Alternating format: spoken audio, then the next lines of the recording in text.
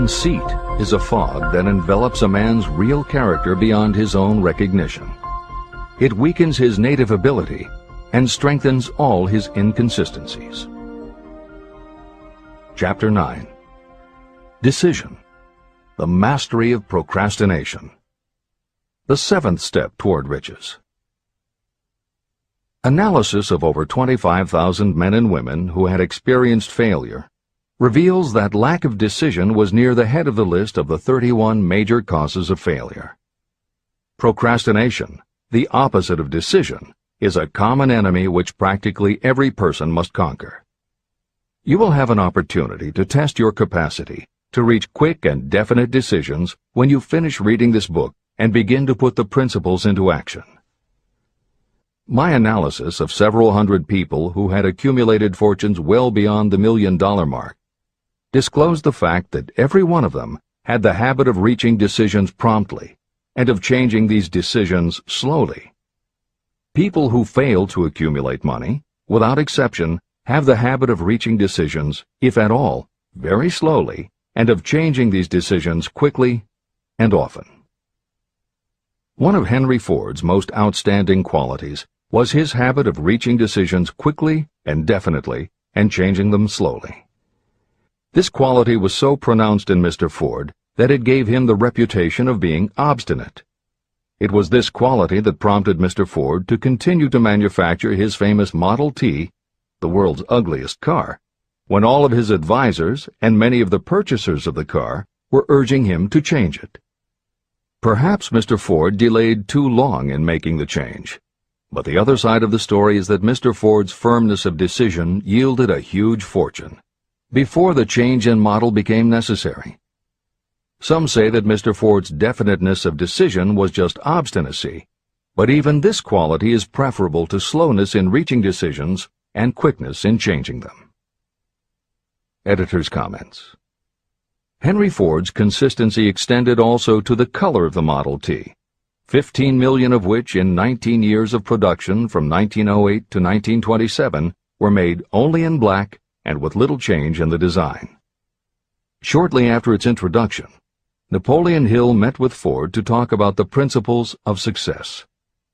According to Hill, in Michael Ritt's biography of Napoleon Hill, A Lifetime of Riches, Henry Ford was cold, indifferent, unenthusiastic, and spoke only when forced to, unless he was talking about his car.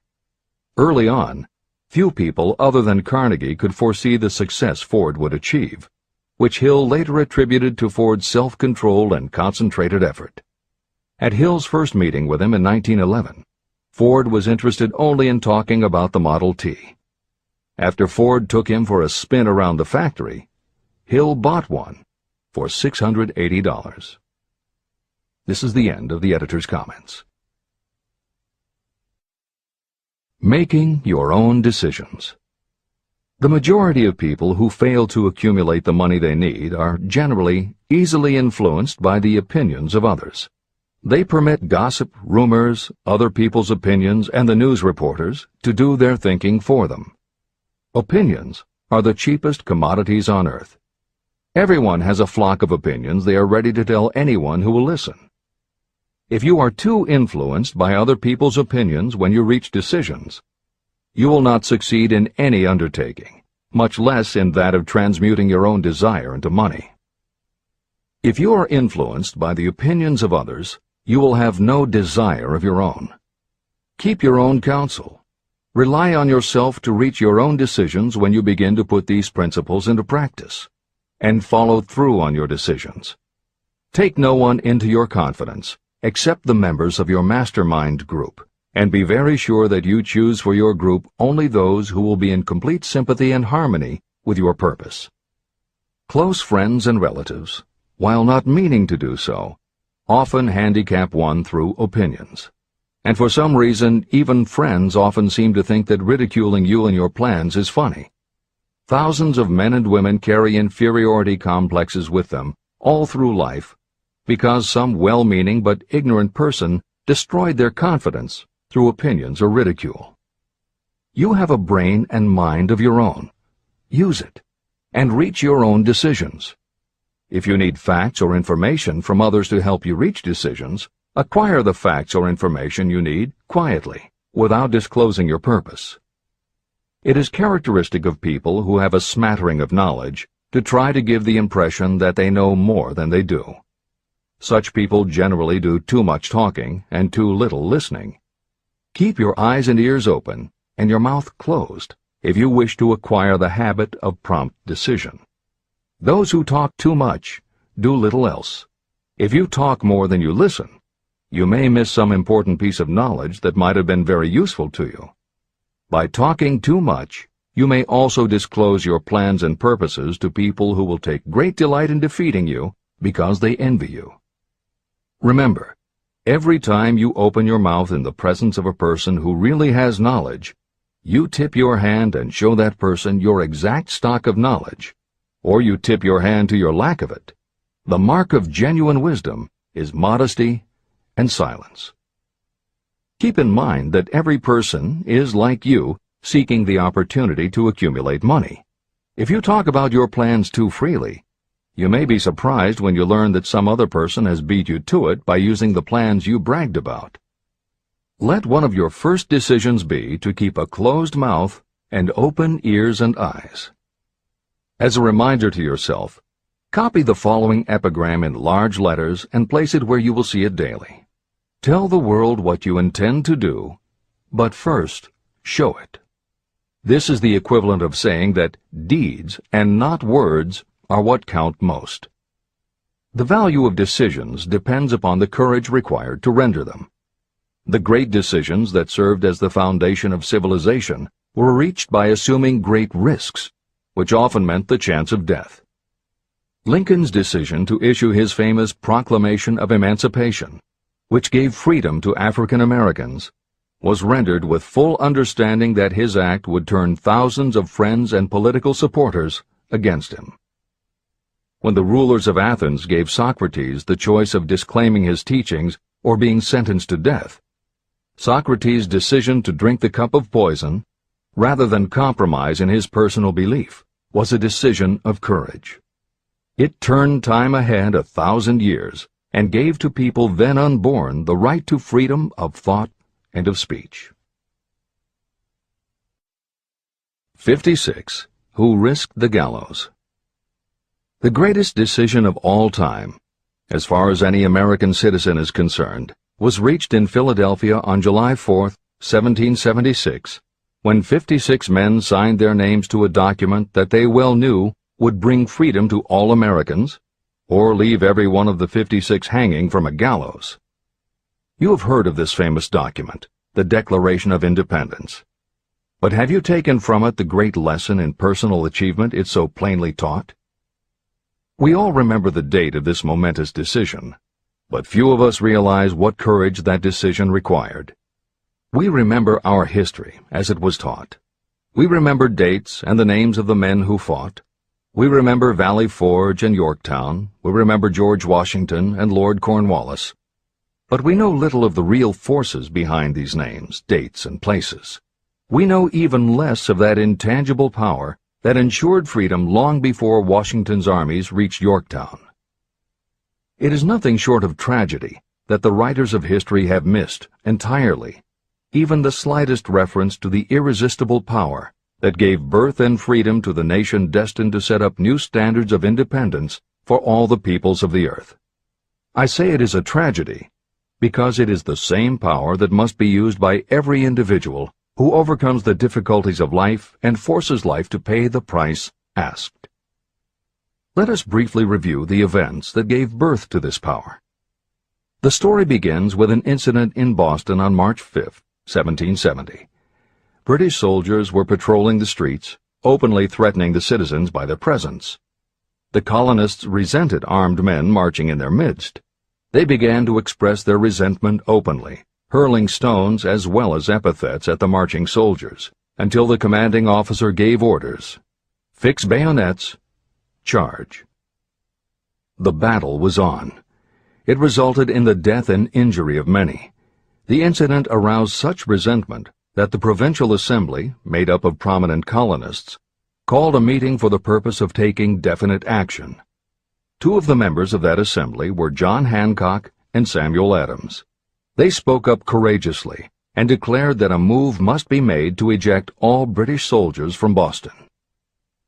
Remember this: a decision, in the minds of two men, might properly be called the beginning of the freedom that we of the United States now enjoy.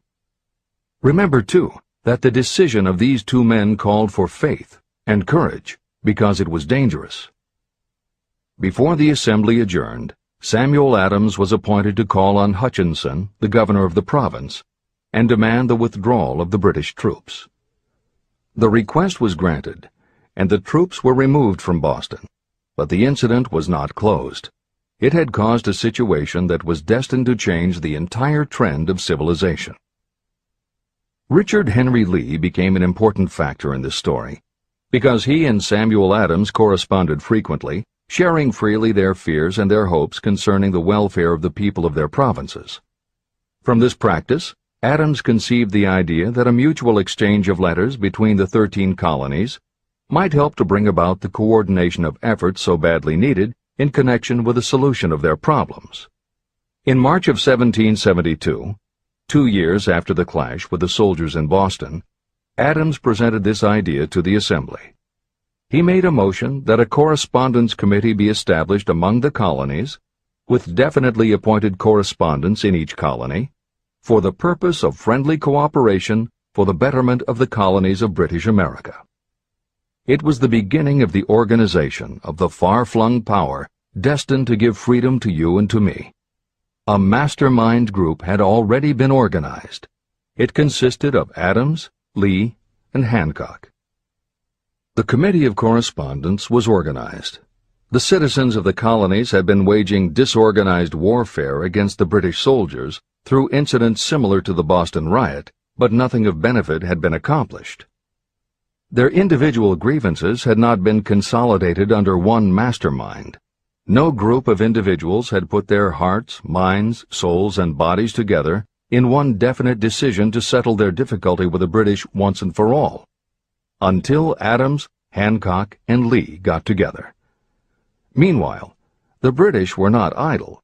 They, too, were doing some planning and masterminding, and they had the advantage of having behind them money and organized soldiery. A decision that changed history.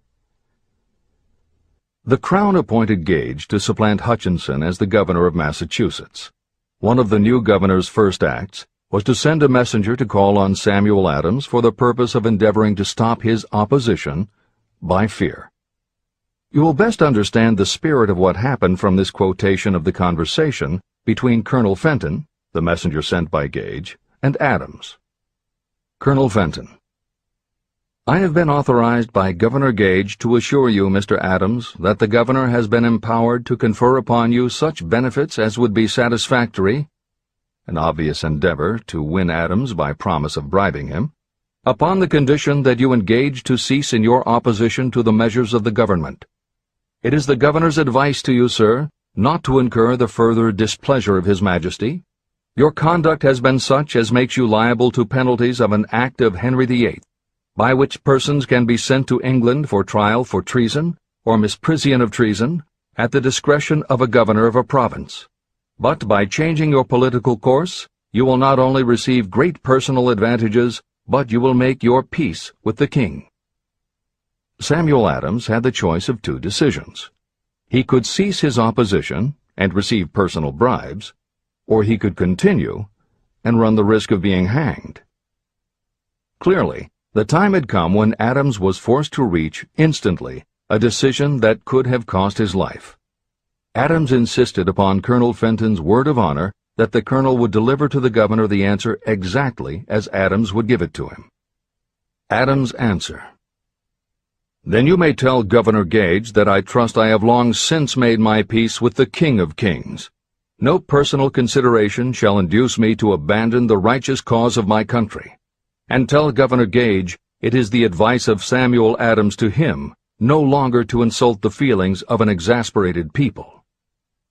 When Governor Gage received Adams' caustic reply, he flew into a rage and issued a proclamation that read, I do hereby, in His Majesty's name, offer and promise His most gracious pardon to all persons who shall forthwith lay down their arms and return to the duties of peaceable subjects, excepting only from the benefit of such pardon Samuel Adams and John Hancock, whose offenses are of too flagitious a nature to admit of any other consideration but that of condign punishment.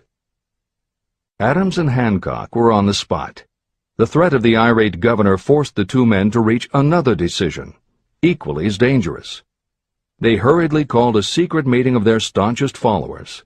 After the meeting had been called to order, Adams locked the door, placed the key in his pocket, and informed all present that it was imperative that a Congress of the colonists be organized, and that no man should leave the room until the decision for such a Congress had been reached. Great excitement followed. Some weighed the possible consequences of such radicalism. Some expressed grave doubt as to the wisdom of so definite a decision in defiance of the Crown. Locked in that room were two men immune to fear, blind to the possibility of failure, Hancock and Adams. Through the influence of their minds, the others were induced to agree that, through the Correspondence Committee, arrangements should be made for a meeting of the First Continental Congress to be held in Philadelphia, September 5, 1774. Remember this date. It is more important than July 4, 1776. If there had been no decision to hold a Continental Congress, there could have been no signing of the Declaration of Independence. Before the first meeting of the new Congress, another leader, in a different section of the country, was deep in the throes of publishing a summary view of the rights of British America. He was Thomas Jefferson, of the province of Virginia, whose relationship to Lord Dunmore, representative of the Crown in Virginia, was as strained as that of Hancock's and Adams with their governor. Shortly after his famous Summary of Rights was published, Jefferson was informed that he was subject to prosecution for high treason against His Majesty's government. Inspired by the threat, one of Jefferson's colleagues, Patrick Henry, boldly spoke his mind, concluding his remarks with a sentence that shall remain forever a classic. If this be treason, then make the most of it. It was such men as these who, without power, without authority, without military strength, without money, sat in solemn consideration of the destiny of the colonies, beginning at the opening of the First Continental Congress and continuing at intervals for 2 years, until on June 7, 1776, Richard Henry Lee arose, addressed the chair, and to the startled assembly made this motion. Gentlemen, I make the motion that these united colonies are, and of right ought to be, free and independent states, that they be absolved from all allegiance to the British Crown, and that all political connection between them and the state of Great Britain is, and ought to be, totally dissolved. The most momentous decision ever placed on paper.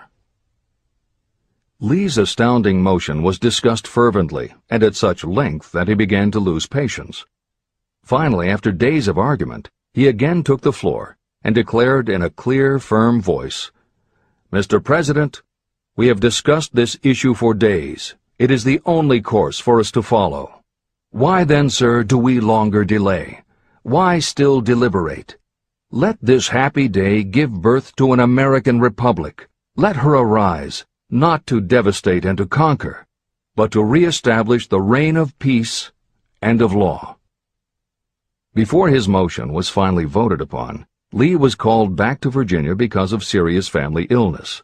But before leaving, he placed his cause in the hands of his friend, Thomas Jefferson, who promised to fight until favorable action was taken. Shortly thereafter, the President of the Congress, Hancock, appointed Jefferson as chairman of a committee to draw up a Declaration of Independence.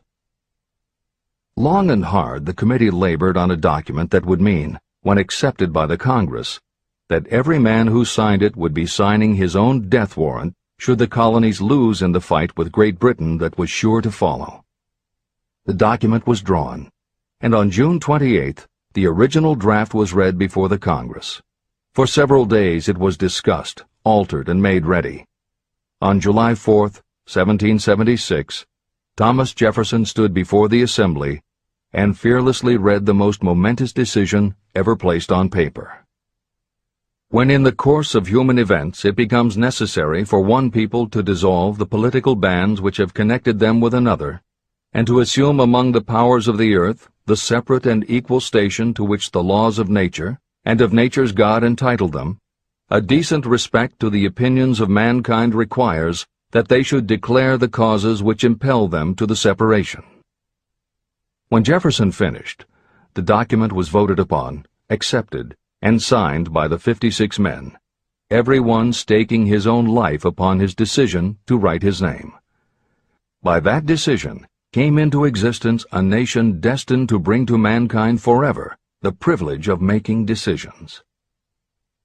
Analyze the events that led to the Declaration of Independence, and be convinced that this nation, which now holds a position of commanding respect and power among all nations of the world, was born of a decision created by a mastermind consisting of 56 men. Note well the fact that it was their decision that ensured the success of Washington's armies, because the spirit of that decision was in the heart of every soldier who fought with him, and served as a spiritual power which recognizes no such thing as failure. Note also, with great personal benefit, that the power that gave this nation its freedom is the same power that must be used by every individual who becomes self-determining. This power is made up of the principles described in this book.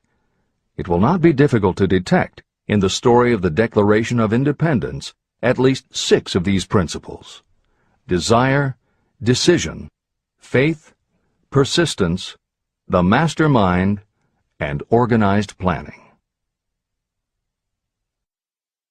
Know what you want, and you will generally get it. Throughout this philosophy, you will find the suggestion that thought, backed by strong desire, will transmute itself into its physical equivalent. The story of the founding of America and the story of the organization of the United States Steel Corporation are perfect examples of the method by which thought makes this astounding transformation. In your search for the secret of the method, do not look for a miracle, because you will not find it. You will find only the eternal laws of nature. These laws are available to every person who has the faith and the courage to use them. They may be used to bring freedom to a nation or to accumulate riches. Those who reach decisions promptly and definitely know what they want and generally get it. The leaders in every walk of life decide quickly and firmly. That is the major reason why they are leaders. The world has a habit of making room for the people whose words and actions show that they know where they are going. Indecision is a habit that usually begins when a person is young. It becomes more and more of a habit as the youth goes through grade school, high school, and even through college without definiteness of purpose. The habit of indecision goes with the student into the occupation he or she chooses. Generally, a young person just out of school seeks any job that can be found. Young people take the first job they can find because they have fallen into the habit of indecision. The vast majority of people working today are in the positions they hold because they lack the definiteness of decision to plan a definite position and the knowledge of how to choose an employer. Definiteness of decision always requires courage, sometimes very great courage. The 56 men who signed the Declaration of Independence staked their lives on the decision to affix their signatures to that document. The person who reaches a definite decision to go after a specific job and make life pay the price he or she asks does not stake his or her life on that decision.